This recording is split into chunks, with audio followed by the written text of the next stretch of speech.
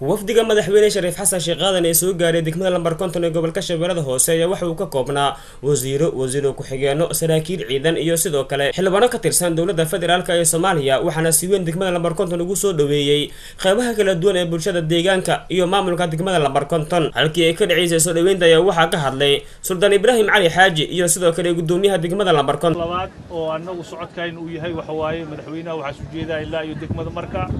shirki ka soo bilaabtay afgooye dhameystirkiis iyo gabagabeyntiisa ayaa soo socdaa annaguna waxa uu nahay garab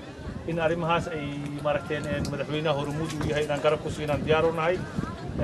degmada Lambar50 dhibaatooyin badan ay gaareen markii madaxweyne warbixin kooban aan gaarsiiyo xaaladaheeda iyo dhibaatadeeda kullaytaba mar kale ku soo noqon doontaa si fiican u wareegi doontaa maanta waxaan rabnaa inaan amni ku fidhido mudane madaxweyne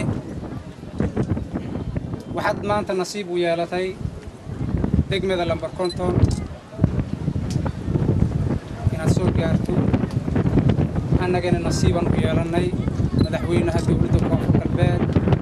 mudane Shariif Xasan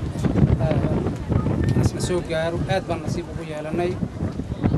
waxaan sugaynaa dawladda koonfur galbeed in badan waxaan diyaar u nahay awaamirta dawladda koonfur galbeed inaan ku shaqeyno waan sugeynay in badan waxaan ku leeyahay mudane madaxweyne markuu hore isku soo dhawow dalkaada hooyo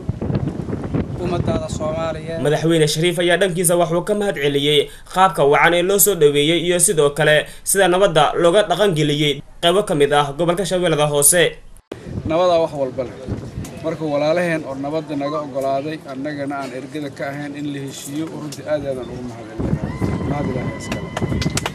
mahadcelinaynaa walaal jiro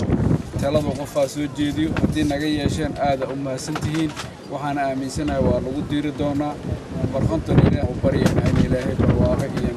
nabad uu siiyo ilaahay u baryeena ilaahayna waxaan ka baryeena inuu ilaahay ummadan dhibaatada ay ku dhacday dhibaatada ilaahay ka bixiyo nabad uu siiyo dadka Soomaalida oo walaalaha oo ahlka oo ka dhashay isku diinta oo isku dhiiga ah in ay isdhex galaan oo nabad isku noolaadaan oo nabad ku noolaadaan ilaahay ka baryeena idinku aad iyo aad u mahadsan nabada iyo wanaag leh nabadana waa idinka mahadcelinaynaa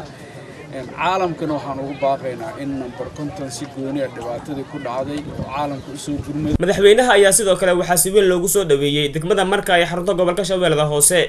Saalax Kalgacal Cable TV magaalada Marka.